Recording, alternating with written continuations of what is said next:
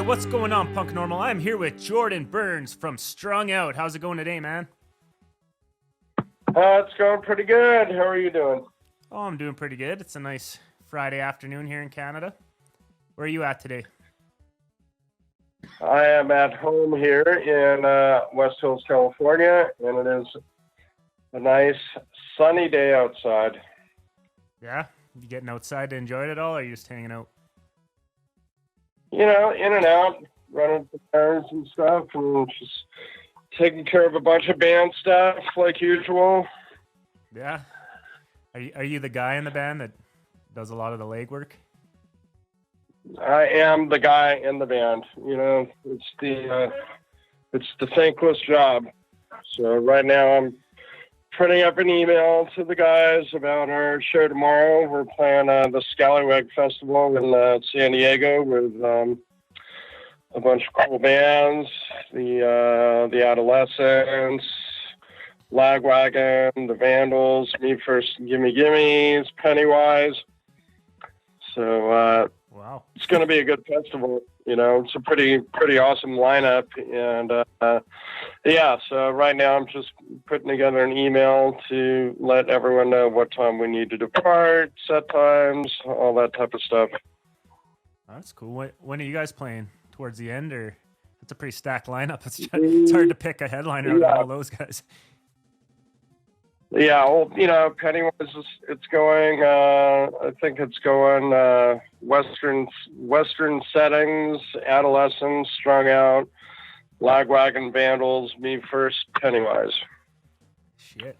So yeah, we play in the middle of the day, which is great for me. You know. Yeah. You just gonna head home after? Or you're gonna soak in all the bands? No, I usually hang out and check out all the bands and hang out with everyone.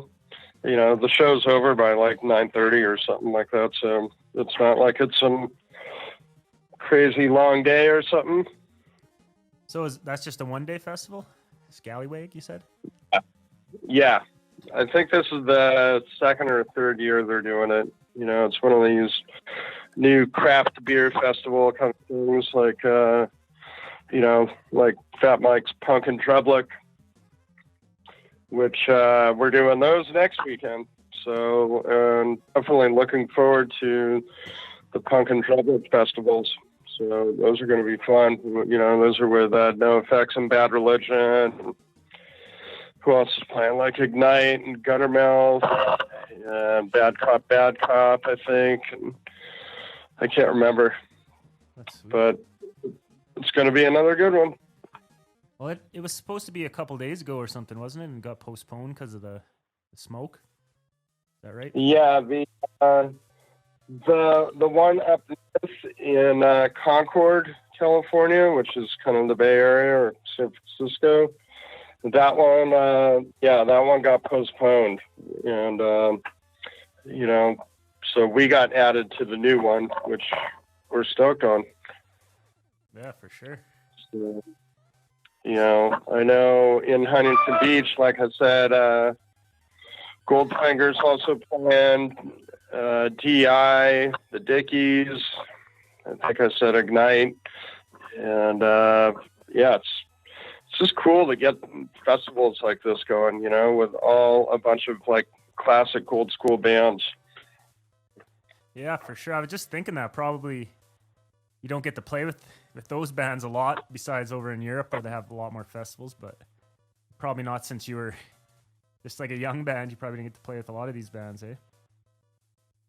Well, you know, I think in the early days, like a lot of our bands did play together more, and you know, maybe it's the fact that all the bands, you know, kind of molded into their own little headlining bands, you know, everyone on different levels or whatever, and it's harder to put the packages together like this. But to me, it's getting kind of proven that it can happen with festivals like this that are being put together, and festivals like, you know, Punk and Drublic, that you can get all these bands together. Where, you know, another prime example would be the It's Not Dead Festival, #1, you know, where it was just like, every single band you could think of. And, you know, that festival had people flying in from all over the world and, you know, did like 25,000 people. So I think there's a demand for these type of packages. And, you know, it used to be the old school Warped Tour was kind of like this.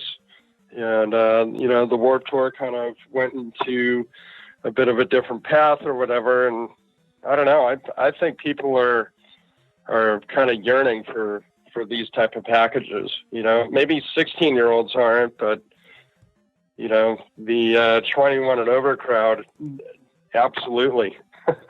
Yeah, I'm 31, and that's like, go to festivals like that is definitely very appealing to me. Yeah, and you know, I mean, Fat Mike started the whole Punk and Trouble thing because they wanted to put together a festival that they thought everyone would like, and it's not like way too many bands. It's just like, you know, whatever Mike thinks is the proper amount of bands, and I mean, it's working. It looks like they've been doing, you know, like 7,000 to 10,000 people at the festivals that they've done so far. So I don't know, you know, we just did all of Warped Tour, and, you know, there was just tons of bands on there that I had never even heard of until we got on Warped Tour. And, you know, I don't think the numbers in attendance wise were like some of the old school Warped Tour days, you know, back in the day when you had, you know, bands like NoFX and Bad Religion and Lagwagon and, you know, Strung Out, Vandals, blah, blah, blah, whatever, you know, I think they were doing like 15 to 20,000 in attendance. I mean, I don't have the numbers, but that's my guess. And, you know, obviously Warped Tour changed quite a bit and has catered to a bunch of different type of bands, but I don't know. I think they need to kind of look at the It's Not Dead thing and go with a lineup that's like just classic, old school, badass Warped Tour and do one like that and see what happens. Yeah, for sure. But I guess they're kind of targeting it towards the younger crowd, and maybe they're not as into that style, which is their loss. Yeah, I don't know. What do I know? I mean, you know, I'm not in touch with 16-year-olds who are listening to or whatever, you know, it would be great if they were, you know, listening to our type of bands or whatever, but, you know, they get turned on to all this different music and whatever. I think this other kind of crowd that all these bands can appeal to are the stronger crowd. Yeah. But I don't know, I don't know. These are just my assumptions. So you guys were on the Warped Tour this summer? Yeah, we did like what, 5 weeks of it. So was that whole Dickies thing just blown out of proportion, or was it actually a huge controversy while you guys were touring? Well, you know, I didn't see it. I only heard the, you know, the aftermaths of it, whatever, of what happened. So whatever. For what little I do know about it, I guess it was just fucking punk rock and whatever. From what I heard, you know, that girl was just like, you know, bashing him left and right. And it, from what I heard, it had gone on for a couple of days. And then, and yeah, he just snapped and fucking lost it on her and just went straight fucking punk rock on her. So whatever. And then everyone blows it up, you know, to all the different proportions that they blew it up to. And I don't know, I took it with a grain of salt, and cause I didn't see it and you know, didn't really know too much about it. So yeah. Whatever. chalk it up to punk rock. Yeah. Those guys have been around for forever. You know, they're one of the legendary bands on the punk rock scene, and you know, if they want to talk shit, so be it. Yeah, and I've never seen them live, so I don't know what their deal is, but like the songs that I've heard, they don't seem like a super offensive band. So it's kind of surprising that people are taking that much offense to those guys. Like they just seem like they're just have fun and they're goofballs type of band, right? Yeah, I think it was a pretty one-off type situation. You know, it's not like the Dickies are known for that. So I think he just snapped. You know, he was getting verbally abused, and he lost it. That's what I know. So It's probably just like you said. There's such a like a weird group of bands on these Warped tours that the wrong person walked into it. Right? It wasn't their scene. They should have just walked away. Because the same way I would if I heard like a metalcore band, I'd be like, oh, this isn't for me. I'd keep walking. Right? That's probably what that person should have did instead of staying there to kick up a stink. Yeah. Well, whatever. It is what it is. I mean, obviously, Fat Mike didn't care. He's got the Dickies on there. Yeah, I couldn't see him caring about something like that. No way. No way. That's cool, man. So, getting away from this, I read somewhere you guys are working on an acoustic album. Is that accurate? Yeah. I guess it's in the works. You know, honestly, I haven't had much involvement in it. That was going to be my follow-up question is how involved are the drums in an acoustic album? Well, you know, kind of what happened, whatever, story short, and I don't want to get too much into it, but, you know, if people wonder why I don't have more involvement, it's like the whole recording process started right as my father passed away. And so I kind of went into that mode, and I was into taking care of things with my parents' house and the estate and all that type of stuff that comes with that type of thing.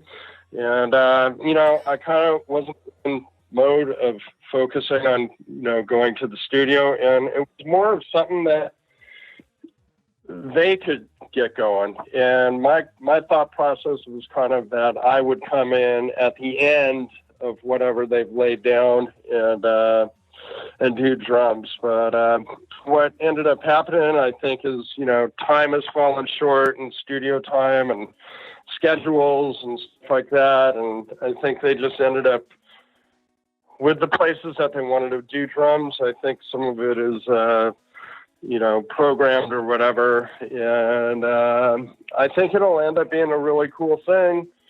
And but I just haven't had much personal involvement in it, which is fine.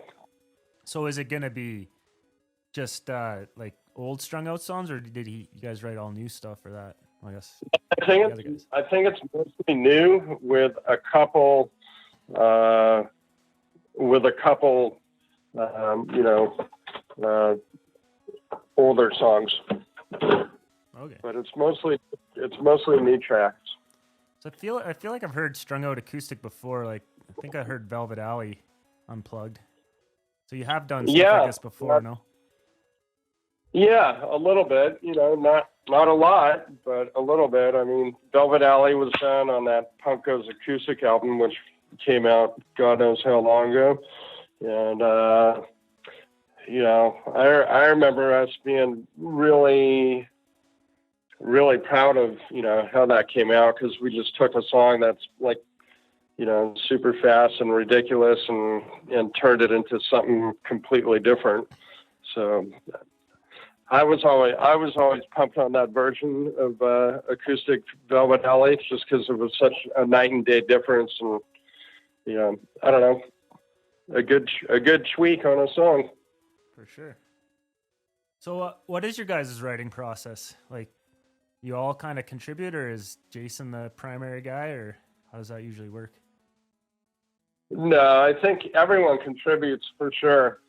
And, you know, so there isn't one sole songwriter. I mean, as far as lyrics go, Jason definitely is the sole guy as far as that goes.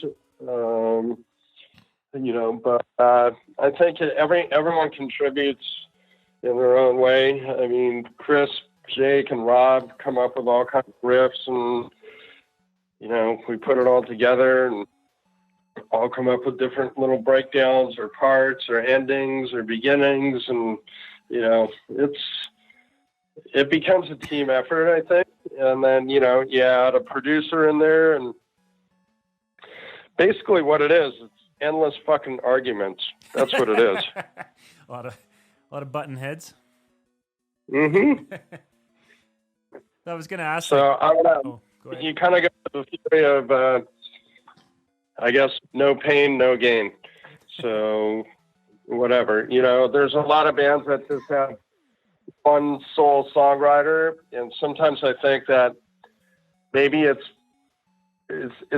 got its plus and minus. Like if you have one sole songwriter, then maybe a lot of stuff is going to sound real similar. We have like everybody, so you have a wide range of different tunes, that get written, so everything doesn't necessarily sound the same musically. We're all over the place, I guess. Yeah, especially when you've been doing it as long as you guys. If you just have one guy writing all the music, it might get, like you said, a little repetitive. Hard to keep coming up with new, fresh ideas when it's just one guy, I guess. Right. Yeah. So I guess it's kind of all you. I was just trying to think, because you guys have definitely evolved as a band, pretty much a straight skate punk band, and now you're kind of more, I don't know what you call it, like melodic hardcore almost. I don't know what you call any of this music these days. There's too many titles out there, so whatever. People ask me, what kind of music are you? I don't know. We're punk rock, I guess. But what does that define? I don't know these days. Yeah, as it used to be just simple 3-chord stuff, but you guys have definitely built on that. Yeah.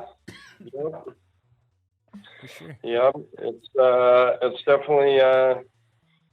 definitely different. So we don't usually have drummers on the podcast, not by choice. It's just usually they're not the guys volunteering to chat. So right. So welcome. But I just had a question. As I play in silly bands, and I just thinking, like, one time one of my drummers, you know how you have that thing on your kick drum that like locks it while it's moving, so it's not jiggling around or whatever, like while you're transporting it. Anyways, I don't know if it's on the leg. I don't know, just so your beater's not fucking all over the place. I don't know what it's actually called. Okay. Anyways, one of my drummers forgot to unlatch that, so he was like drumming, and it was like super, like a lot of resistance, and it was bouncing back. He ended up fucking up his leg really bad. I was just wondering if you ever had any like horror stories where your drums just were not working at all while you were on tour.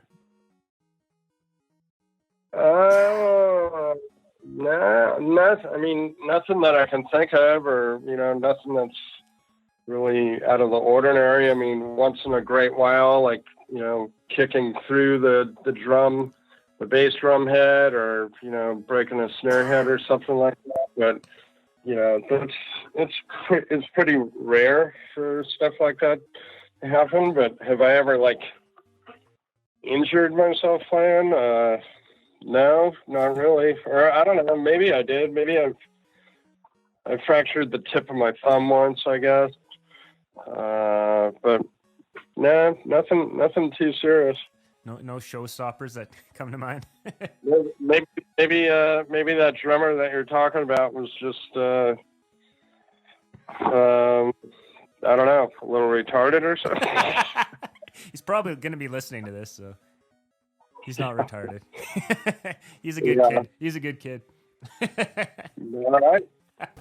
To hear the rest of this interview, check out punkanormalactivity.com or use one of your favorite podcast apps such as SoundCloud, Google Play, iTunes, and more. Hope you guys check it out.